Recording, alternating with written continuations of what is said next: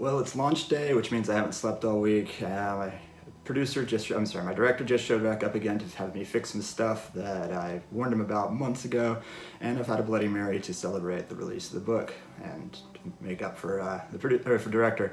Anyways, I really don't want to do this, but I'm going to force myself because that's what good world builders do. This week we're looking at analog cultures and toehold details, which are the cultures that you use from the real world for your fantasy world as inspiration, and toehold details, which are the details of that culture that you signify to the audience that's what you're working with. But what's really kind of cool is that we actually get to demonstrate fantasy functions, which are using fantasy conceits and then plugging analog cultures into them to make your output details, which is what populates the world. So that's kind of cool. I get to actually do that, which is kind of a core concept of my how-to book. And fantasy world building in general. So the bucket is basically our fantasy conceits. These are ideas that we're going to do to the changes we're making to the world, and then the analog cultures are, again, what we're plugging into those kind of equation. So we're going to pick out 3 here, and then I'm going to grab probably 2 or 3 analog cultures, 2 that I know and feel pretty confident with, and then 1 at random, see what that's like. Just says moon. Okay. Then I'll plug those in, see what I can make in a second. Bugs. Not my best work. And cats. Oh, I know what that is. All right, that was from a different one. I'm gonna blame my wife again for having put some of the others that were not meant to go in there into it. All right, chaotic magic. So I'm gonna look at chaotic shiny, get a magic system from there. This world is probably gonna be bugs are gonna be involved in this world somehow. And the moon. Now let's grab 1 more. Replacing moon, just to make it easier. Elves, bugs, and chaotic magic. We've done elves already. All right, I really gotta clean that thing up. Ogres, all right. Ogres, bugs, and a chaotic magic system. And then I'm gonna grab some analog cultures. We're gonna plug it into there and see what we can come up with. I'll see you in a few minutes.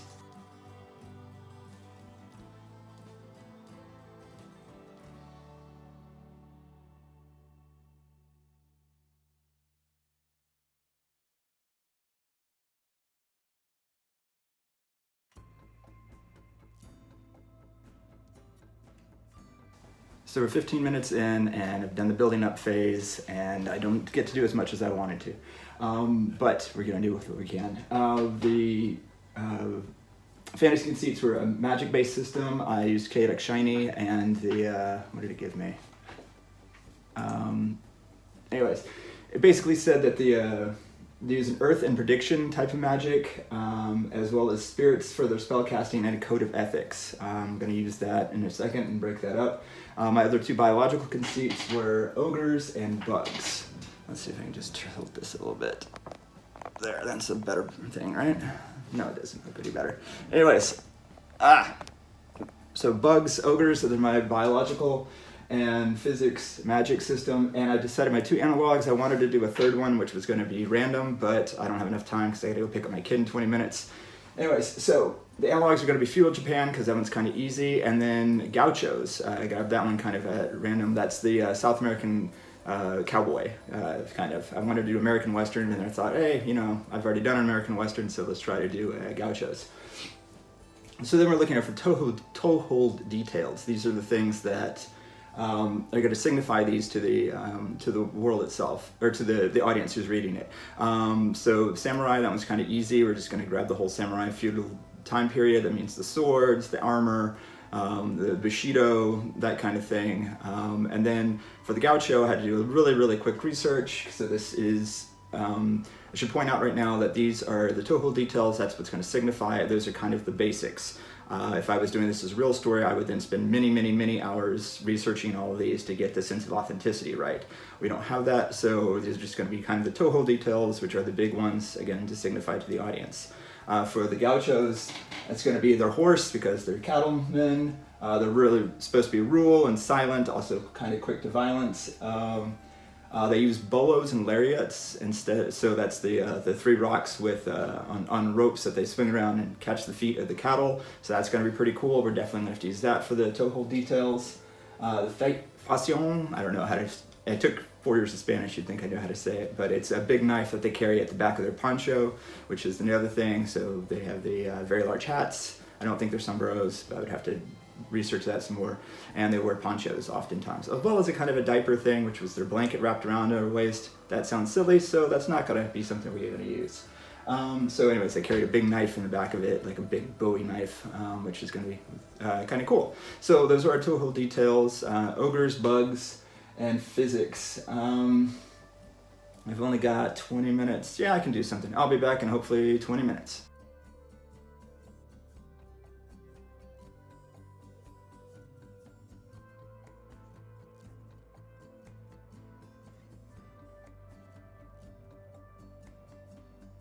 Okay, let's try this angle so I don't get as much white on the whiteboard. Anyway, so it is now been 30 minutes. I'm kind of cutting close, but I gotta get going.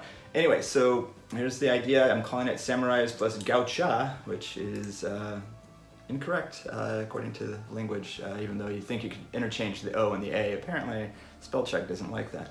So main concept is we have this world. We're gonna just do it as kind of divergent, which means that we're gonna keep many things the same just by replacing some stuff. In this case, we're gonna replace all of the large mammals that are domesticated with humans in today's real culture with bugs, because we had bugs. So the concept is giant bugs, it's absolutely massive. We're going to replace a lot of the analogues, the biological analogues, with bugs. So in this case, the horses are going to be replaced with big kind of praying mantises that the Gauchos and samurai can ride. The cattle are going to be replaced by big old beetles. So then we can kind of still have, you know, the samurai riding their mantises into battle, and at the same time, the Gauchos can ride mantises and herd the beetles, which they use their bolos to catch their legs, and lariats, which doesn't make as much sense with them. So anyways, we'll have to think that one out a little bit more. So anyways, that's our biological conceit. Other biological conceit, other than the just switching out the divergent large mammals, is that there are ogres in this world, and we're going to use them kind of in, again, the same analog as Neanderthals. So they do exist, everyone knows about them. That might be part of the reason you know, stories of Oni existed, except that spirits do exist in this world because of the physics, which we'll get to in just a second. So anyways, but humans and ogres both exist in the same way that Neanderthals and humans exist at the same time. Neanderthals or the ogres are on the wane, but they can interbreed with humans, but they're much slower to breed, and so that's one of the reasons they're kind of being eclipsed by all the humans. Both of them are integrated in societies, so it's not weird, but you do kind of stick to your own. I mean, you know, not always, but so there is some friction between the two of them, since, you know, the ogres are physically more imposing and that type of thing. And then for the magic, I'm actually splitting it up. It was all supposed to be part of one magic system, but I am breaking it up to make it more sense. And then I'm taking the earth and prediction and putting them together. I'm streamlining them together, and the idea is that the Gauchos, as long as they sleep on the earth, then they can have an idea of what to do the next day, so they can predict some of the events of the next day. So, you know, they'll wake up and know to go to this area because, you know, they won't know why they're going there. It might be that there's a trap, or it might be that one of their, you know, cattle has gotten one of their bugs. I'm sorry, one of their beetles has gotten away. But they just know as long as they sleep on the ground, which then starts to make sense of why they, you know, stay outside all the time, why they're the ones. And I think I want to make that a prerequisite of that you become a gaucho only if you have this ability. So samurai, on the other hand, are taking the spirits for spellcasting and a code of ethics, which kind of starts making sense for the samurai. Idea being that their ancestor spirits from whatever clan they are will give them powers in battle, you know, enhance their physicality even more so for an ogre, so that'd be kind of really impressive, but only if they approve of what they're doing. Anyways, we'll get to that in a second. Now the toehold details, as I said, we're doing the samurai, so it'll be their armor, their weapons, their system of bushido. Now, when you take analog culture and you put it through the fantasy conceits to part of the fantasy function, the output details need to change from the toehold details. The toehold details are there to let people know, again, this is what the culture I'm using, but then we have to change them a little bit so that they can hold the constant stuff of what they know about the culture, and then look at the fantasy conceits. So in this case, with the samurai, I'm saying that their code of honor and dedication to their clan comes from the fact that their ancestors are still directing them. Whoever it was who founded the clan, they are attached to whatever weapon it is, and so as long as you're holding that weapon, you know what the ancestor wants, and then they will grant you powers accordingly. So, so then that gets like the clan structure and that kind of thing. So we get to play with some really fun things with that. For the Gauchos, again, as I said, they are rural, they live outside, they deal with the animals, and it's partially because they have that ability to know what they're supposed to do the next morning, even though if it's not 100%, because that would just make the story silly. And so, and this one, I do kind of want to make the Gaucho female, just because spell check keeps telling me I can't do that. Let's see. No, I think that's everything. So a story, if I was going to make a story in the 5 minutes that I have to do this, it would be that there are two cultures. They're separated by a mountain range. I forgot to mention that part. So the samurai, so if we need a reason why the samurai and the Gauchos are two distinct cultures without, going too much in the world. So let's say that there's a big mountain range, imposing mountain range. The Gauchos live on not just the plains, but that's where they're grazing their beetles. I guess beetles wouldn't need to. We could work with that a lot too, as a toehold detail that changed again as the cattle. And then we start playing with it, like maybe they can work on the mountains, and so they aren't plain based because of they can climb mountains and that kind of thing. So that'd be interesting how to do that. Anyways, so idea is that there's a Gaucha. She isn't really accepted by her society, so she's got a small herd. She really needs to make this herd work. Wakes up in the morning and knows she needs to go somewhere, and goes and checks and sees this ogre Ronin, samurai fighting off other samurai. He ends up winning, is horribly hurt. She ends up helping save his life, and finds out he's a Ronin, well, not right way, but anyways. And so he's honor bound to be with her. He has nothing to do.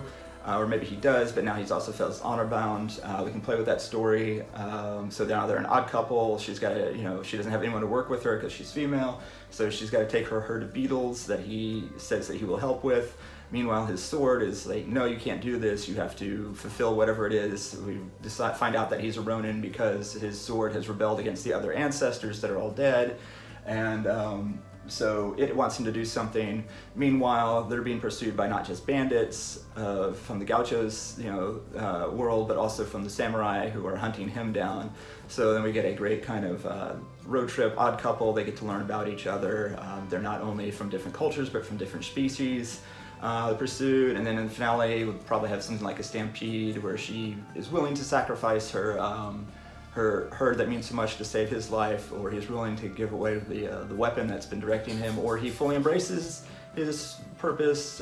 We don't know, that's all up in the air. But anyways, we got a great odd couple because of the world building details, and I think that'd be a pretty cool world. I hope that explained analog cultures and toehold details and how they need to be changed to make a fantasy function through the fantasy conceits, and I hope that you can use these to build some better worlds.